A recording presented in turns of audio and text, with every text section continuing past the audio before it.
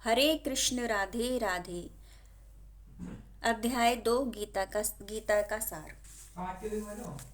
हे पार्थ, जो व्यक्ति है वह जानता है कि आत्मा विनाशी है, अजन्मा है, शाश्वत तथा अवयव है, वह भला किसी को कैसे मार सकता है या मरवा सकता है। प्रत्येक वस्तु की समुचित उपयोगिता होती है, और जो ज्ञानी होता है वह जानता है कि किसी वस्तु का कहाँ और कैसे प्रयोग किया जाए। इसी प्रकार हिंसा की भी अपनी उपयोगिता है, और इसका उपयोग इसे जानने वाले पर निर्भर करता है। यद्यपि हत्या करने वाले व्यक्ति को न्याय संहिता के अनुसार प्राण दंड दिया जाता है, किंतु न्यायाधीश को दोषी नहीं ठहराया जा सकता है, क्योंकि वह न्याय संहिता के अनुसार ही दूसरे व्यक्ति पर हिंसा किए जाने का आदेश देता है। मनुष्य विधि ग्रंथ मनु संहिता में इसका समर्थन किया गया है कि हत्यारे को प्राणदंड देना चाहिए, जिससे उसे अगले जीवन में अपना पाप कर्म भोगना न पड़े। अतः राजा द्वारा हत्यारे को फांसी का दंड एक प्रकार से लाभप्रद है। इसी प्रकार जब कृष्ण युद्ध करने का आदेश देते हैं तो यह समझना चाहिए कि यह हिंसा परम न्याय के लिए है, और इस तरह अर्जुन को इस आदेश का पालन यह समझकर करना चाहिए कि कृष्ण के लिए किया गया युद्ध हिंसा नहीं है, क्योंकि मनुष्य या दूसरे शब्दों में आत्मा को मारा नहीं जा सकता। अतः न्याय के हेतु तथा कथित हिंसा की अनुमति है। शल्य क्रिया का प्रयोजन रोगी को मारना नहीं, अपितु उसको स्वस्थ बनाना है। अतः कृष्ण के आदेश पर अर्जुन द्वारा किया जाने वाला युद्ध पूरे ज्ञान के साथ हो रहा है, उससे पाप फल की संभावना नहीं है। जिस प्रकार मनुष्य पुराने वस्त्रों को त्याग कर नए वस्त्र धारण करता है, उसी प्रकार आत्मा पुराने तथा व्यर्थ के शरीरों को त्याग कर नवीन भौतिक शरीर धारण करता है। अणु आत्मा द्वारा शरीर का परिवर्तन एक स्वीकृत तथ्य है। आधुनिक विज्ञानी जन तक को जो आत्मा के अस्तित्व पर विश्वास नहीं करते, पर साथ ही हृदय से शक्ति साधने की व्याख्या भी नहीं कर पाते, उन परिवर्तनों को स्वीकार करने को बाध्य हैं, जो बाल्यकाल से कुमारावस्था और फिर तरुणावस्था तथा वृद्धावस्था में होते रहते हैं। वृद्धावस्था से यही परिवर्तन दूसरे शरीर में स्थानांतरित हो जाता है। इसकी व्याख्या एक श्लोक में की जा चुकी है। अणु आत्मा का दूसरे शरीर में स्थानांतरण परमात्मा की कृपा से संभव हो पाता है। परमात्मा अणु आत्मा की इच्छाओं की पूर्ति उसी तरह करते हैं जिस प्रकार एक मित्र दूसरे की इच्छा पूर्ति करता है। मुंडक तथा श्वेताश्वर उपनिषदों में आत्मा तथा परमात्मा की उपमा दो मित्र पक्षियों से दी गई है, जो एक ही वृक्ष पर बैठे हैं। इनमें से एक पक्षी अणु आत्मा वृक्ष के फल को खा रहा है, और दूसरा पक्षी कृष्ण अपने मित्र को देख रहा है। यद्यपि दोनों पक्षी समान गुण वाले हैं, किंतु इनमें से एक भौतिक वृक्ष के फलों पर मोहित है, किंतु दूसरा अपने मित्र के साथ कार्यकलापों का साक्षी मात्र है। कृष्ण साक्षी पक्षी है और दूसरा फल भोक्ता पक्षी। यद्यपि दोनों मित्र सखा है, किंतु फिर भी एक स्वामी है और दूसरा सेवक है। अणु आत्मा द्वारा इस संबंध की विस्मृति ही उसके एक वृक्ष के दूसरे पर जाने या एक शरीर से दूसरे में जाने के कारण है। जीव आत्मा प्राकृत शरीर रूपी वृक्ष पर अत्यधिक संघर्षशील है, किंतु ज्यों ही वह दूसरे पक्षी को परम गुरु के रूप में स्वीकार करता है, जिस प्रकार अर्जुन कृष्ण का उपदेश ग्रहण करने के लिए स्वेच्छा से उनके शरण में जाता है, त्यों ही परतंत्र पक्षी दूसरे सारे शोकों से विमुक्त हो जाता है। मुंडक उपनिषद तथा श्वेताश्वर उपनिषद समान रूप से इसकी पुष्टि करते हैं। यद्यपि दोनों पक्षी एक ही वृक्ष पर बैठे हैं, किंतु फल खाने वाला पक्षी वृक्ष के फल के भोक्ता रूप में चिंता तथा विषाद में निमग्न है। यदि किसी तरह वह अपने मित्र भगवान की ओर उन्मुख होता है और उनकी महिमा को जान लेता है, तो वह कष्ट भोगने वाला पक्षी तुरंत समस्त चिंताओं से मुक्त हो जाता है। अब अर्जुन ने अपना मुख अपने शाश्वत मित्र कृष्ण की ओर फेरा और उनसे भगवत गीता समझ रहा है। इस प्रकार वह कृष्ण से श्रवण करके भगवान की परम महिमा को समझकर शोक में से मुक्त हो सकता है। यहाँ भगवान ने अर्जुन को उपदेश दिया है कि वह अपने पितामह तथा गुरु के देहांतरण पर शोक प्रकट न करें, अपितु उसे इस धर्म युद्ध में उनके शरीरों का वध करने में प्रसन्न होना चाहिए, जिससे वे सब विभिन्न शारीरिक कर्म फलों से तुरंत मुक्त हो जाएं। बलि वेदी पर या धर्म युद्ध में प्राणों को अर्पित करने वाला व्यक्ति तुरंत शारीरिक पापों से मुक्त हो जाता है और उच्च लोक को प्राप्त होता है। अतः अर्जुन का शोक करना युक्ति संगत नहीं है। यह आत्मा न तो कभी किसी शस्त्र द्वारा खंड खंड किया जा सकता है, न अग्नि द्वारा जलाया जा सकता है, न जल द्वारा भिगोया या वायु द्वारा सुखाया जा सकता है। सारे हथियार, तलवार, आग्नेयास्त्र, वर्षा के अस्त्र, चक्रवात आदि आत्मा को मारने के में असमर्थ हैं। ऐसा प्रतीत होता है कि आधुनिक आग्नेयास्त्रों के अतिरिक्त मिट्टी, जलवायु, आकाश आदि ने के भी अनेक प्रकार के हथियार होते थे। यहाँ तक कि आधुनिक युग के नाभिकीय हथियारों की गणना भी आग्नेयास्त्रों में की जाती है। किंतु पूर्व काल में विभिन्न पार्थिव तत्वों से बने हुए हथियार होते थे। आग्नेयास्त्रों का समान जल के वरुण हथियारों से किया जाता था, जो आधुनिक विज्ञान के लिए अज्ञात है। आधुनिक विज्ञान को चक्रवात हथियारों का भी पता नहीं है। जो भी हो, आत्मा को न तो कभी खंड खंड किया जा सकता है, न किन्हीं वैज्ञानिक हथियारों से उसका संहार किया जा सकता है, चाहे उनकी संख्या कितनी क्यों न हो। मायावादी इसकी व्याख्या नहीं कर सकते। जीव किस प्रकार अपने अज्ञान के कारण उत्पन्न हुआ, वो तत्पश्चात माया की शक्ति से आवृत हो गया। नहीं, आदि परमात्मा से जीवों को विलग कर पाना असंभव था। प्रत्युत सारे जीव परमात्मा से विलग हुए अंश हैं, चूंकि वे सनातन अणु आत्मा हैं। अतः माया द्वारा आवृत होने की उनकी प्रवृत्ति स्वाभाविक है और इस तरह वे भगवान की संगति से पृथक हो जाते हैं। जिस प्रकार अग्नि के स्फुलिंग अग्नि से विलग हो ही बुझ जाते हैं, यद्यपि इन दोनों के गुण समान होते हैं। वारा पुराण में जीवों की परमात्मा का भिन्न अंश कहा गया है। भगवद गीता के अनुसार भी वे शाश्वत रूप से ऐसे ही हैं। अतः मोह से मुक्त होकर भी जीव पृथक अस्तित्व रखता है, जैसा कि कृष्ण द्वारा अर्जुन को दिए गए उपदेशों से स्पष्ट है। अर्जुन कृष्ण के उपदेश के कारण मुक्त हो गया, किंतु कभी भी कृष्ण से एकाकार नहीं हुआ। यह आत्मा अखंडित तथा अघुलनशील है। इसे न तो जलाया जा सकता है, न ही सुखाया जा सकता है। यह शाश्वत, सर्वव्यापी, अविकार, स्थिर तथा सदैव एक सा रहने वाला है।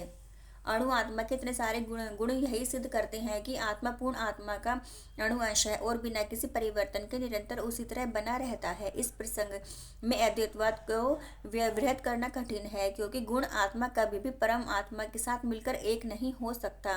भौतिक कर्म से मुक्त होकर अणु आत्मा भगवान के तेज की किरणों की आध्यात्मिक स्फुलिंग बनकर रहना चाह सकता है, किंतु बुद्धिमान जीव तो भगवान की संगति करने के लिए वैकुंठ लोक में प्रवेश करता है। सर्वगत शब्द महत्वपूर्ण है, क्योंकि इसमें कोई संशय नहीं है। जीव भगवान की समग्र सृष्टि में फैले हुए हैं। वे जल, थल, वायु, पृथ्वी के भीतर तथा अग्नि के भीतर भी रहते हैं। जो यह मानते हैं कि वे अग्नि में स्वाहा हो जाते हैं, वह ठीक नहीं है, क्योंकि यहाँ कहा गया है कि आत्मा को अग्नि द्वारा जलाया नहीं जा सकता। अतः इसमें संदेह नहीं है कि सूर्यलोक में भी उपयुक्त प्राणी निवास करते हैं। यदि सूर्यलोक निर्जन हो तो सर्वगत शब्द निरर्थक हो जाता है। यह आत्मा अव्यक्त, अकल्पनीय तथा अपरिवर्तनीय कहा जाता है। यह जानकर तुम्हें शरीर के लिए शोक नहीं करना चाहिए। जैसा कि पहले कहा जा चुका है, आत्मा सूक्ष्म है कि इसे सर्वाधिक शक्तिशाली सूक्ष्मदर्शी यंत्र से भी नहीं देखा जा सकता। अतः यह अदृश्य है। जहाँ तक आत्मा के अस्तित्व का संबंध है, श्रुति के प्रमाण के अतिरिक्त अन्य किसी प्रयोग द्वारा इसके अस्तित्व को सिद्ध नहीं किया जा सकता। हमें इस सत्य को स्वीकार करना पड़ता है, क्योंकि अनुभव गम्य सत्य होते हुए भी आत्मा के अस्तित्व को समझने के लिए अन्य साधन नहीं है। हमें अनेक बातें केवल उच्च प्रमाणों के आधार पर माननी पड़ती हैं। कोई भी अपनी माता के आधार पर अपने पिता के अस्तित्व को अस्वीकार नहीं कर सकता। पिता के स्वरूप को जानने का साधन या एकमात्र प्रमाण माता है। इसी प्रकार वेदाध्ययन के अतिरिक्त आत्मा को समझने का अन्य उपाय नहीं है। दूसरे शब्दों में, आत्मा मानवीय व्यवहारिक ज्ञान द्वारा अकल्पनीय है। आत्मा चेतना और चेतन है। वेदों के इस कथन को हमें स्वीकार करना चाहिए।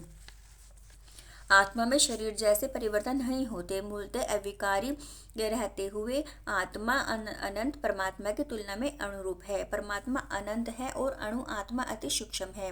अतः अति सूक्ष्म आत्मा अविकारी होने के कारण अनंत आत्मा भगवान के तुल्य नहीं हो सकता।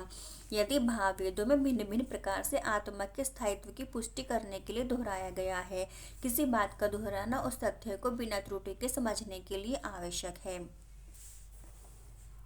किंतु यदि तुम यह सोचते हो कि आत्मा अथवा जीवन का लक्षण सदा जन्म लेता है तथा सदा मरता है, तो भी हे महाबाहु, तुम्हारे शोक करने का कोई कारण नहीं है।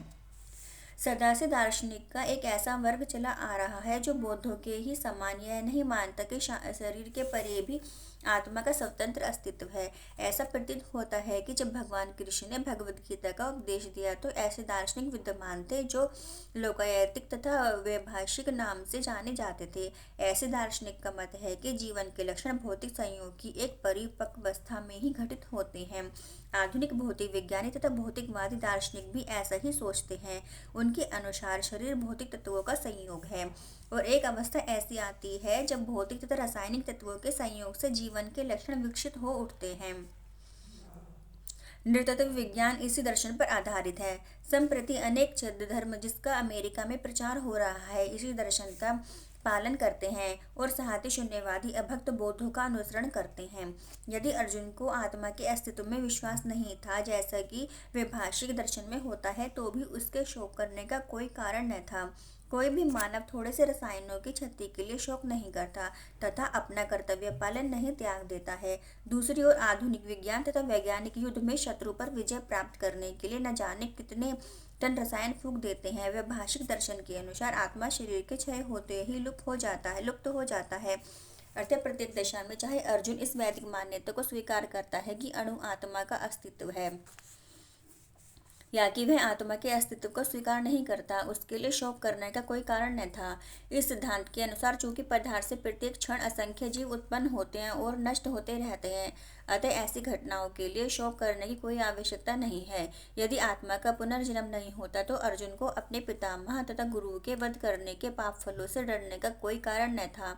किंतु साथ ही कृष्ण ने अर्जुन को व्यंग पूर्वक महाबाहु कहकर संबोधित किया क्योंकि उसे वैभाषिक सिद्धांत स्वीकार नहीं था जो वैदिक ज्ञान के प्रतिकूल है। क्षत्रिय होने के नाते अर्जुन का संबंध वैदिक संस्कृति से था और वैदिक सिद्धांतों का पालन करते रहना ही उसके लिए शोभनीय था। जिसने जन्म लिया है उसकी मृत्यु निश्चित है और मृत्यु के पश्चात पुनर्जन्म भी निश्चित है। अतः अपने अपरिहार्य कर्तव्य पालन में तुम्हें शोक नहीं करना चाहिए। मनुष्य को अपने कर्मों के अनुसार जन्म ग्रहण करना होता है और एक कर्म अवधि समाप्त होने पर उसे मरना होता है जिससे वह दूसरा जन्म ले सके। इस प्रकार मुक्ति प्राप्त किए बिना ही जन्म मृत्यु का यह चक्र चलता रहता है। जन्म मरण के इस चक्र से वृथा हत्या वध तथा युद्ध का समर्थन नहीं होता, किंतु मानव समाज में शांति तथा व्यवस्था बनाए रखने के लिए हिंसा तथा युद्ध अपरिहार्य है। कुरुक्षेत्र का युद्ध भगवान की इच्छा होने के कारण अपरिहार्य था और सत्य के लिए युद्ध करना क्षत्रिय धर्म है। अतः अपने कर्तव्य का पालन करते हुए वह सब जनों की मृत्यु से भयभीत या शोकाकुल क्यों था? यह विधि कानून को भंग नहीं करना चाहता था क्योंकि ऐसा करने पर उसे उन पाप कर्मों के फल भोगने पड़ेंगे जिनसे वह अत्यंत भयभीत था। अपने कर्तव्य का पालन करते हुए सब जनों की मृत्यु रोक नहीं सकता था और यदि वह अनुचित कर्तव्य का पथ चुनाव करे तो उसे नीचे गिरना होगा। सारे जीव प्रारंभ में अव्यक्त रहते हैं तथा मध्य अवस्था में व्यक्त होते हैं और विनष्ट होने पर पुनः अव्यक्त हो जाते हैं, अतः शोक करने की क्या आवश्यकता है? यह स्वीकार करते हुए कि दो प्रकार के दार्शनिक हैं, एक तो वे जो आत्मा के अस्तित्व को मानते हैं और दूसरे वे जो आत्मा के अस्तित्व को नहीं मानते। कहा जा सकता है कि किसी भी दशा में शोक करने का कोई कारण नहीं है। आत्मा के अस्तित्व को मानने वाले को वेदांतवादी नास्तिक कहते हैं। यदि हम तर्क के लिए इस नास्तिकवादी सिद्धांत को मान भी लें तो भी शोक करने का कोई कारण नहीं है। आत्मा के पृथक अस्तित्व से भिन्न सारे भौतिक तत्व सृष्टि के पूर्व अदृश्य रहते हैं। इस अदृश्य रहने की सूक्ष्म अवस्था से ही दृश्य अवस्था आती है। जिस प्रकार आकाश से वायु उत्पन्न होती है, वायु से अग्नि तथा अग्नि से जल और जल से पृथ्वी उत्पन्न होती है, पृथ्वी से अनेक प्रकार के पदार्थ प्रकट होते हैं तथा एक विशाल गगनचुंबी महल पृथ्वी से ही प्रकट है। जब इसे ध्वस्त कर दिया जाता है तो वह अदृश्य हो जाता है और अंततः परमाणु रूप में बना रहता है। शक्ति संरक्षण का नियम बना रहता है, किंतु कालक्रम से वस्तुएं प्रकट तथा अप्रकट होती रहती हैं। अंतर इतना ही है। अतः प्रकट होने, व्यक्त या अव्यक्त होने पर शोक करने का कोई कारण नहीं है। यहाँ तक कि अप्रकट अवस्था में भी वस्तु समाप्त नहीं होती। प्रारंभिक तथा अंतिम दोनों अवस्थाओं में ही सारे तत्व प्रकट रहते हैं, केवल मध्य में भी प्रकट होते हैं और इस तरह इससे कोई वास्तविक अंतर नहीं पड़ता। यदि हम भगवद गीता के इस वैदिक निष्कर्ष को मानते हैं कि ये भौतिक शरीर कालक्रम में नाशवान है, अंततः में देहा किंतु आत्मा शाश्वत है, तो हमें यह सदा स्मरण रखना होगा कि यह शरीर वस्त्र परिधान के समान है। अतः वस्त्र परिवर्तन होने पर शोक क्यों? शाश्वत आत्मा की तुलना में भौतिक शरीर का कोई अर्थात अस्तित्व नहीं होता। यह सपन के समान है। सपन में हम आकाश में उड़ते या राजा की भांति रथ पर आरूढ़ हो सकते हैं, किंतु जागने पर देखते हैं कि ना तो हम आकाश में हैं न रथ पर।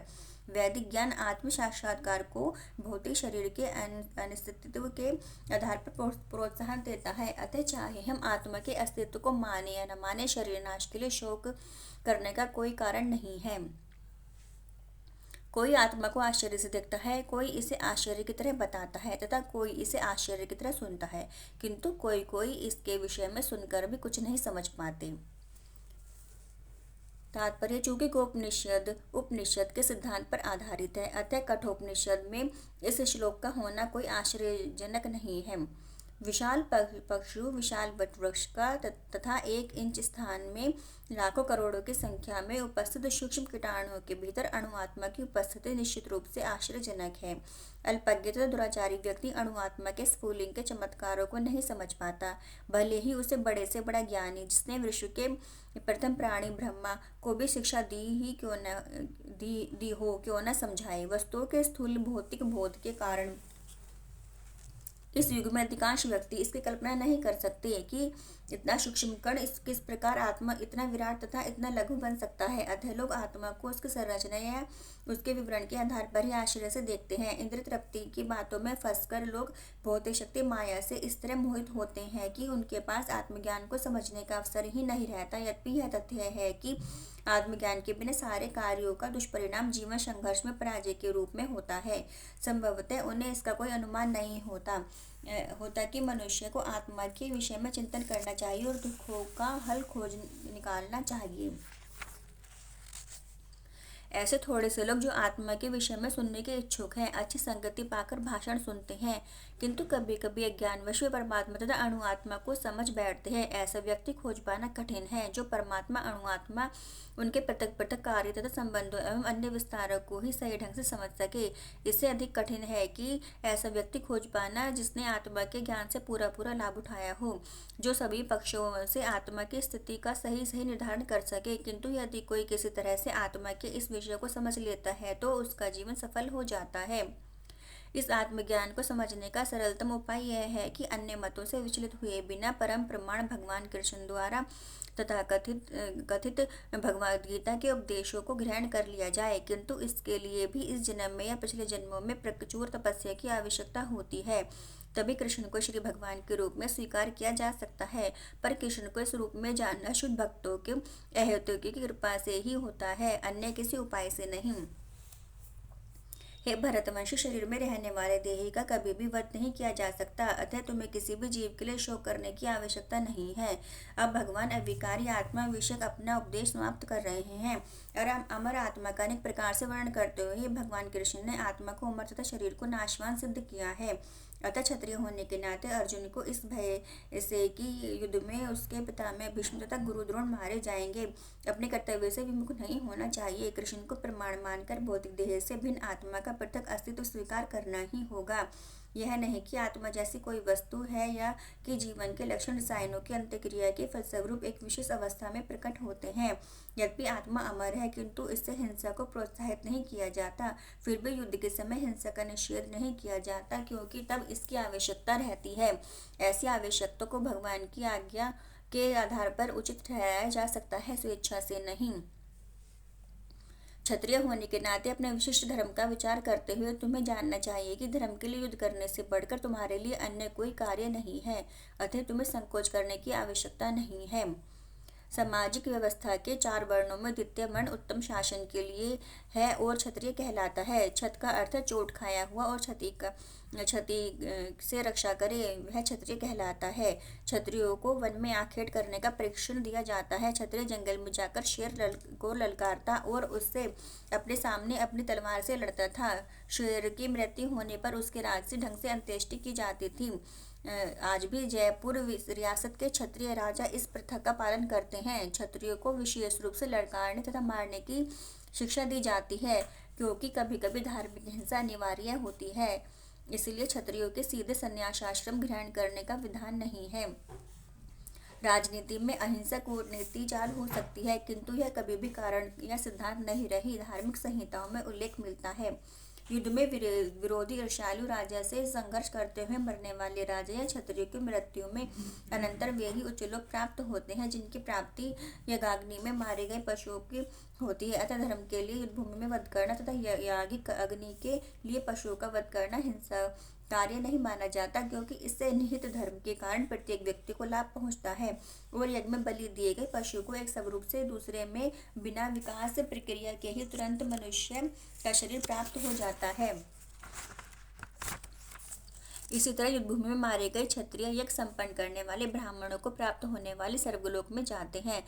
सर्वधर्म दो प्रकार का होता है। जब तक मनुष्य मुक्त नहीं हो जाता तब तक मुक्ति प्राप्त करने के लिए धर्म के अनुसार शरीर विशेष के कर्तव्य करने होते हैं। जब वह मुक्त हो जाता है तो उसका विशेष कर्तव्य सर्वधर्म आध्यात्मिक हो जाता है और देहात्म बुद्धि में नहीं रहता। जब तक देहात्म बुद्धि है तब तक ब्राह्मणों तथा क्षत्रियों के लिए सर्वधर्म पालन अनिवार्य है। सर्वधर्म का विधान भगवान द्वारा होता है, जिसका स्पष्टीकरण चतुर्थ अध्याय में किया जाएगा। शारीरिक स्तर पर सर्वधर्म को वर्णाश्रम धर्म अथवा आध्यात्मिक बोध का प्रथम सोपान कहते हैं। वर्णाश्रम धर्म अर्थात प्राप्त शरीर के विशिष्ट गुणों पर आधारित सर्वधर्म की अवस्था में मानवीय सभ्यता का शुभारंभ होता है। वर्णाश्रम में धर्म के अनुसार किसी कार्य क्षेत्र में सर्वधर्म का निर्वाह करने से जीवन के उच्चतर पद को प्राप्त किया जा सकता है।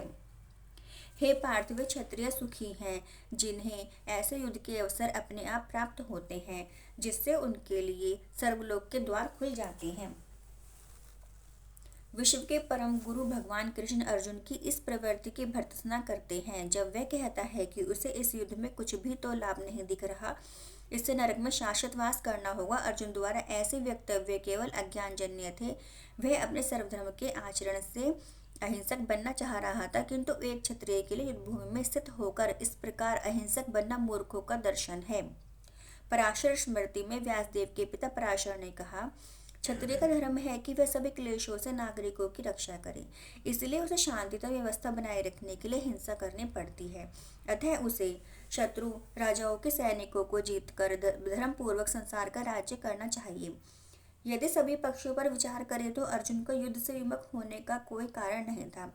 यदि वह शत्रुओं को जीतता है तो राज्य भोग करेगा और यदि वह युद्ध भूमि में मरता है तो स्वर्ग को जाएगा, जिसके द्वार उसके लिए खुले हैं। जिसने युद्ध करने से उसे दोनों ही तरह लाभ होगा, किंतु यदि तुम युद्ध करने के सर्वधर्म को संपन्न नहीं करते तो तुम्हें निश्चित रूप से अपने कर्तव्य की उपेक्षा करने का पाप लगेगा और तुम युद्ध के योद्धा के रूप में अपना यश खो दोगे। अर्जुन विख्यात योद्धा था जिसने शिव आदि अनेक देवताओं से युद्ध के यश अर्जित किया था। शिकारी के वेश में शिवजी से युद्ध करके तथा उन्हें हराकर अर्जुन ने उन्हें प्रसन्न किया था और वर के रूप में पशु पतास्त्र प्राप्त किया था। सभी लोग जानते थे कि वह एक महान योद्धा है। स्वयं द्रोणाचार्य ने उसे आशीष दिया था और एक विशेष अस्त्र प्रदान किया था जिससे वह अपने गुरु का भी वध कर सकता था। इस प्रकार वह अपने धर्मपिता एवं स्वर्ग के राजा इंद्र समेत अनेक अधिकारियों से अनेक युद्धों के प्रमाण पत्र प्राप्त कर चुका था, किंतु यदि वह इस समय युद्ध का परित्याग करता है तो वह न केवल क्षत्रिय धर्म की अपेक्षा का दोषी होगा अपितु उसके यश की भी हानि होगी और वह नरक जाने के लिए अपना मार्ग तैयार कर लेगा। दूसरे शब्दों में वह युद्ध करने से नहीं अपितु युद्ध से पलायन करने के कारण नरक का भागी होगा। लोग सदैव तुम्हारे अपयश का वर्णन करेंगे और सम्मानित व्यक्ति अपयश तो मृत्यु से भी बढ़कर है। अब अर्जुन के मित्र तथा गुरु के रूप में भगवान कृष्ण अर्जुन को युद्ध से विमुख न होने का अंतिम निर्णय देते हैं। वे कहते हैं कि अर्जुन, यदि तुम युद्ध कर प्रारंभ होने के पूर्व ही युद्ध भूमि छोड़ देते हो तो लोग तुम्हें कायर कहेंगे, और यदि तुम सोचते हो कि लोग गाली देते रहें किंतु तुम युद्ध भूमि से भागकर अपनी जान बचा लोगे तो मेरी सलाह है कि तुम्हारे युद्ध में मर जाना ही श्रेष्ठकर होगा। तुम जैसे सम्माननीय व्यक्ति के लिए अपकीर्ति मृत्यु से भी बुरी है, अतः तुम्हें प्राण भय से भागना नहीं चाहिए, युद्ध में मर जाना ही श्रेष्ठकर होगा। इससे तुम मेरी मित्रता का दुरुपयोग करने से समाज में अपनी प्रतिष्ठा खोने के अपयश से बच जाओगे। अतः अर्जुन के लिए भगवान का अंतिम निर्णय था कि वह संग्राम से पलायन न करे अपितु युद्ध में मरे। जिन जिन महान योद्धाओं ने तुम्हारे नाम तथा यश को सम्मान दिया है वे सोचेंगे कि तुम्हें डर के मारे युद्ध भूमि छोड़ दी है और इस तरह वे तुम्हें तुच्छ मानेंगे। भगवान कृष्ण अब अर्जुन का अपना निर्णय सुना रहे हैं।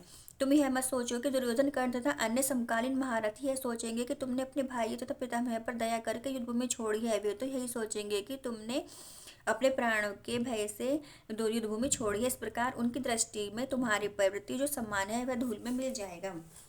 तुम्हारे शत्रु अनेक प्रकार के कटु शब्दों से तुम्हारा वर्णन करेंगे और तुम्हारी सामर्थ्य का उपहास करेंगे। तुम्हारे लिए इससे दुखमयी और क्या हो सकता है। प्रारंभ में भगवान कृष्ण को अर्जुन ने अयाचित दया भाव पर आश्चर्य हुआ और उन्होंने इस दया भाव को अनुयोजित बताया। अब उन्होंने विस्तार से अर्जुन से तथाकथित दया भाव से विरुद्ध कहे गए अपने वचनों को सिद्ध कर दिया है। हे कुंती पुत्र, यदि तुम युद्ध में मारे जाओगे तो स्वर्ग प्राप्त करोगे, या यदि तुम जीत जाओगे तो पृथ्वी के साम्राज्य का भोग करोगे। अतः दृढ़ संकल्प करके खड़े हो और युद्ध करो। यद्यपि अर्जुन के पक्ष में विजय निश्चित न थी, फिर भी उसे युद्ध करना था, क्योंकि यदि वह युद्ध में मारा भी गया तो वह स्वर्गलोक को जाएगा। तुम सुख या दुख, हानि या लाभ, विजय या पराजय का विचार किए बिना युद्ध के लिए युद्ध करो। ऐसा करने पर तुम्हें कोई पाप नहीं लगेगा। अब भगवान कृष्ण प्रत्यक्ष रूप से कहते हैं कि अर्जुन को युद्ध के लिए युद्ध करना चाहिए, क्योंकि यह उनकी इच्छा है। कृष्ण भावनामृत के कार्यों में सुख या दुख, हानि या लाभ, जय या पराजय कोई महत्व नहीं दिया जाता। दिव्य चेतना तो यही होगी कि हर कार्य कृष्ण के निमित्त किया जाए। अतः भौतिक कार्यों का कोई बंधन फल नहीं होता। तो कोई सत्वगुण या रजोगुण के अधीन होकर अपनी इंद्रिय तृप्ति के लिए कर्म करता है और अच्छे या बुरे फल प्राप्त होते हैं, किंतु जो कृष्ण भावनामृत के कार्यों में अपने आप को समर्पित कर देता है वह सामान्य कर्म करने वाले के समान किसी का कृतज्ञ या ऋणी नहीं होता। भागवत में कहा गया है, जितने अन्य समस्त कार्यों को त्याग कर मुकुंद श्री कृष्ण की शरण ग्रहण कर ली वह न तो किसी का ऋणी है और न किसी का कृतज्ञ है, चाहे वह देवता, साधु, सामान्य जन अथवा परिजन, मानव जाति या उसके पितर ही क्यों न हो। इस श्लोक में कृष्ण ने अर्जुन को अप्रत्यक्ष रूप से इसी का संकेत किया है। इसकी व्याख्या अगले श्लोक में और भी स्पष्टता से की जाएगी। यहाँ मैंने वैश्लेषिक अध्ययन सांख्य द्वारा इस ज्ञान का वर्णन किया है। अब निष्काम भाव से कर्म करना बता रहा हूँ, उसे सुनो। हे पृथ्वीपुत्र, तुम यदि ऐसे ज्ञान से कर्म करोगे तो तुम कर्मों के बंधन से अपने को मुक्त कर सकते हो। वैदिक कोश निरुक्ति के अनुसार सांख्य का अर्थ विस्तार से वस्तुओं का वर्णन करने वाला तथा सांख्य उस दर्शन के प्रयुक्त में मिलता है जो आत्मा की वास्तविक प्रकृति का वर्णन करता है, और योग का अर्थ है इंद्रियों का निग्रह। अर्जुन का युद्ध न करने का प्रस्ताव इंद्रिय तृप्ति पर आधारित था। वह अपने प्रधान कर्तव्य को भुलाकर युद्ध से दूर रहना चाहता था, क्योंकि उसने यह सोचा कि धृतराष्ट्र के पुत्रों अर्थात अपने बंधु बांधवों को परास्त करके राज्य भोग करने की अपेक्षा और संबंधित सज्जनों को न मारकर वह अधिक सुखी रहेगा। दोनों ही प्रकार से मूल सिद्धांत तो इंद्रिय तृप्ति था। उन्हें जीतने से प्राप्त होने वाला सुख तथा सज्जनों को जीवित देखने का सुख, ये दोनों इंद्रिय तृप्ति के धरातल पर एक हैं, क्योंकि इससे बुद्धि तथा कर्तव्य दोनों का अंत हो जाता है। अतः कृष्ण ने अर्जुन को बताना चाहा कि वह अपने पितामह के शरीर का वध करके उनके आत्मा को नहीं मारेगा। उन्होंने यह बताया कि उनके सहित सारे जीव शाश्वत प्राणी हैं। वे भूतकाल में प्राणी थे, वर्तमान में भी प्राणी रूप में हैं और भविष्य में भी प्राणी बने रहेंगे, क्योंकि हम सब शाश्वत आत्मा है। हम विभिन्न प्रकार से केवल अपना शरीर, परिधान, वस्त्र बदलते रहते हैं और इस भौतिक वस्त्र के बंधन से मुक्ति के बाद भी हमारी पृथक सत्ता बनी रहती है। भगवान कृष्ण द्वारा आत्मा तथा शरीर का अत्यंत विशद वैश्लेषिक अध्ययन प्रस्तुत किया गया है और निरुक्ति कोश की शब्दावली में इस विशद अध्ययन को यहाँ सांख्य कहा गया है। इस सांख्य का नास्तिक कपिल के सांख्य दर्शन से कोई सरोकार नहीं है। इस नास्तिक कपिल के सांख्य दर्शन से बहुत पहले भगवान कृष्ण के अवतार भगवान कपिल ने अपनी माता देवहूति के समक्ष श्रीमद्भागवत में वास्तविक सांख्य दर्शन पर प्रवचन किया था। उन्होंने स्पष्ट बताया है कि पुरुष या परमेश्वर क्रियाशील है और वे प्रकृति पर दृष्टिपात करके सृष्टि की उत्पत्ति करते हैं। इसको वेदों ने तथा गीता ने स्वीकार किया है और वेदों में वर्णन मिलता है कि भगवान ने प्रकृति पर दृष्टिपात किया और उसमें आणविक जीवात्मा प्रविष्ट कर दी।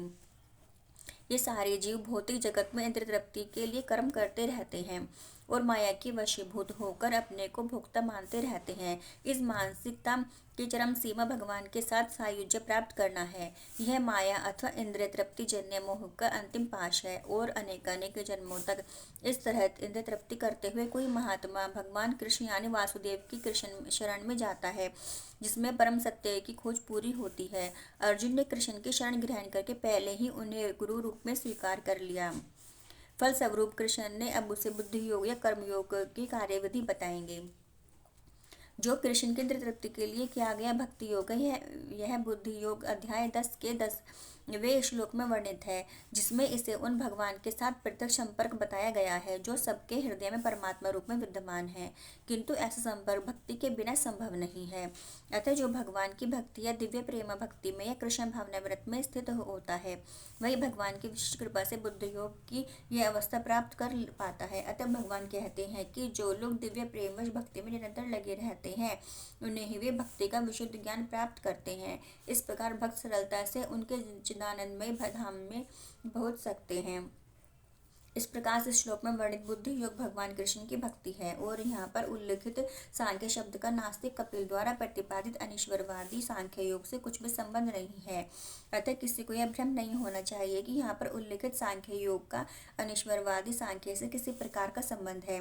न ही उस समय उसके दर्शन का कोई प्रभाव था और न ही कृष्ण ने ऐसे ईश्वर विहीन दार्शनिक कल्पना का उल्लेख करने की चिंता की। वास्तविक सांख्य दर्शन का वर्णन भगवान कपिल द्वारा श्रीमद्भागवत में हुआ है, किंतु वर्तमान प्रकरणों में उस सांख्य से भी कोई सरोकार नहीं है। यह सांख्य का अर्थ शरीर तथा आत्मा का वैश्लेषिक अध्ययन। भगवान कृष्ण ने आत्मा का वैश्लेषिक वर्णन अर्जुन को बुद्धि योग या कर्मयोग तक लाने के लिए किया। अतः भगवान कृष्ण का सांख्य तथा भगवान में भगवत कपिल द्वारा वर्णित सांख्य एक ही है। ये दोनों भक्ति योग हैं। अतः भगवान कृष्ण ने कहा कि केवल अल्पज्ञ ही सांख्य योग तथा भक्ति योग है भेदभाव मानते हैं। निसंदेह अनीश्वरवादी सांख्य योग का भक्ति योग से कोई संबंध नहीं है। फिर भी बुद्धिहीन व्यक्ति का दावा है कि भगवद गीता में अनीश्वरवादी सांख्य का ही वर्णन हुआ है। अतः मनुष्य को यह जान लेना चाहिए कि बुद्धि योग का अर्थ कृष्ण भावना व्रत में पूर्ण आनंद तथा भक्ति के ज्ञान में कर्म करना है। जो व्यक्ति भगवान की तुष्टि के लिए कर्म करता है, चाहे वे कर्म कितना ही कठिन क्यों न हो,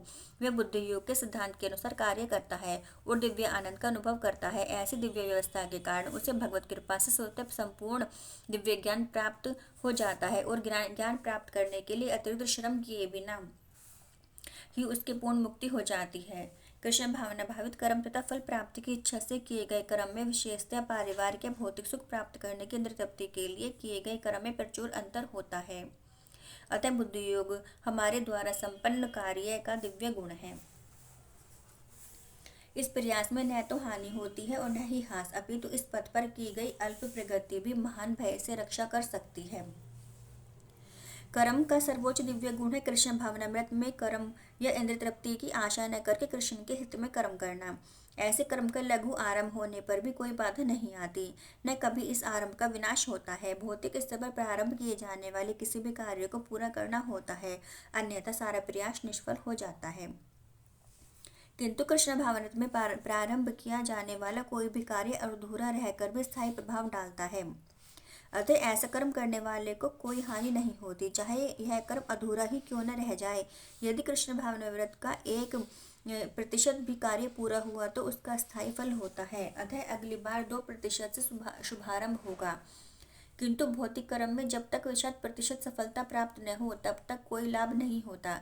अजामिल ने कृष्ण भावना व्रत में अपने कर्तव्य का कुछ ही प्रतिशत पूरा किया था, किंतु भगवान की कृपा से उसे 100% लाभ मिला। इस संबंध में श्री भगवद गीता में एक अत्यंत सुंदर श्लोक आया है। यदि कोई अपना धर्म छोड़कर कृष्ण भावनामृत में काम करता है और फिर काम का पूरा न होने कारण नीचे गिर जाता है, तो इससे उसको क्या हानि। और यदि कोई अपने भौतिक कार्य को पूरा करता है तो इससे उसको क्या लाभ होगा। अथवा जैसा कि ईसाई कहते हैं, यदि कोई अपनी शाश्वत आत्मा को खोकर संपूर्ण जगत को पा ले तो मनुष्य को इससे क्या लाभ होगा।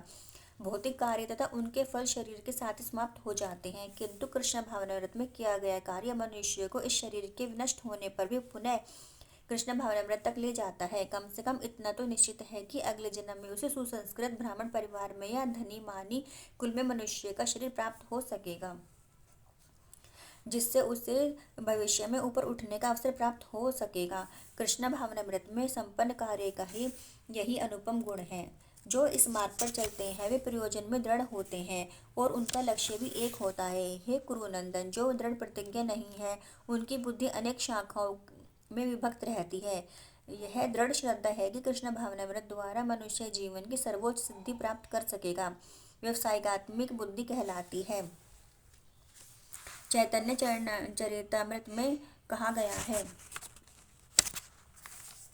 श्रद्धा का अर्थ है किसी अलौकिक वस्तु में अटूट विश्वास। जब कोई कृष्ण भावनामृत के कार्यों में लगा होता है तो उसे परिवार, मानवता या राष्ट्रीयता से बंध कर कार्य करने की आवश्यकता नहीं होती। पूर्व में किए गए शुभ अशुभ कर्मों के फल ही उसे सकाम कर्मों में लगाते हैं। जब कोई कृष्ण भावनामृत में संलग्न हो तो उसे अपने कार्यों में शुभ फल के लिए प्रयत्नशील नहीं रहना चाहिए। जब कोई कृष्ण भावनामृत में लीन होता है तो इसके सारे कार्य आध्यात्मिक धरातल पर होते हैं, क्योंकि उनमें अच्छे तथा बुरे का द्वैत नहीं रह जाता। कृष्ण भावनामृत की सर्वोच्च सिद्धि देहात्म बुद्धि का त्याग है। कृष्ण भावनामृत की प्रगति के साथ क्रमशः यह अवस्था स्वतः प्राप्त हो जाती है। कृष्ण भावना भावित व्यक्ति का दृढ़ निश्चय ज्ञान पर आधारित है। वासुदेव सर्वम इति से महात्मा सदुर्लभ है। कृष्ण भावना भावित व्यक्ति अत्यंत दुर्लभ जीव है, जो भली भांति जानता है कि वासुदेव या कृष्ण समस्त प्रकट कारणों के मूल कारण है। जिस प्रकार वृक्ष की जड़ सींचने पर सहते ही पत्ते तथा टहनियों में जल पहुंच जाता है, उसी तरह कृष्ण भावना भावित होने पर मनुष्य प्रत्येक प्राणी की अर्थात अपने परिवार की, समाज की, मानवता की सर्वोच्च सेवा कर सकता है। यदि मनुष्य के कर्मों से कृष्ण प्रसन्न हो जाए तो प्रत्येक व्यक्ति संतुष्ट होगा।